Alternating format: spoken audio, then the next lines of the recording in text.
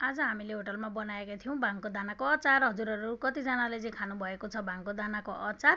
छैन भने आउनुहोस् हाम्रो होटल नमस्ते पाथिभरामा। हामी चाहिँ भाङको दानाको अचार पनि प्राय प्राय बनाउने गर्दछौँ। अनि यस्तो मिठो अनि यो हेल्दी सुने पछाडि त झन् खान मन नलाग्ने त कुरै छैन। पहिला चाहिँ मलाई भाङको दानाको अचार चाहिँ सुन्दाखेरि अब भाङ धतुरो नराम्रो भनेर त्यो नराम्रो हो कि जस्तो लाग्थ्यो क्या, तर नबुझेर रहेछ। तर त्यसको दाना त एकदमै हेल्दी पनि रहेछ अनि मिठो पनि हुने। अनि यतापट्टि चाहिँ बटर र ब्रेड बच्चाहरूको लागि हामी सबैको लागि चाहिँ बन्दैछ बटर र ब्रेड। अनि चियासँग खाँदा ओहो हो, चिया लभरहरूलाई त त्यसै एउटा साथी चाहियो भने मिठो हुने क्या। अनि यहाँ चाहिँ टक्कसँगले चिया बनाएर चाहिँ हामीले चाहिँ खाँदैछौँ। मैले एकदमै दिनदिनै भिडियो अपलोड गर्न भ्याइराखेको छैन कि, त्यही भएर यो पनि अस्ति बच्चाहरूको बिदाको दिनको भिडियो हो।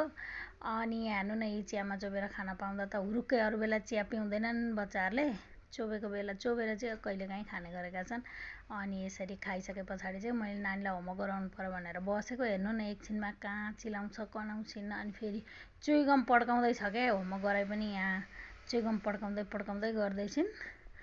एकछिन बेर्ची लाग्छ, गर्न चाहिँ मान्छन् तर उनको साथमा बसेर अब आफूले पनि सँगै राखेर गराउँदा। उहाँ हेर्नु न, नखरा पनि कम्ती देखाउँदिनँ होमवर्क गर्नलाई। अनि यता हाम्रो खाना पनि रेडी भइसकेको छ। अब भने धमाधम गेस्टहरूलाई सर्भ गर्न थालिसकेका छौँ।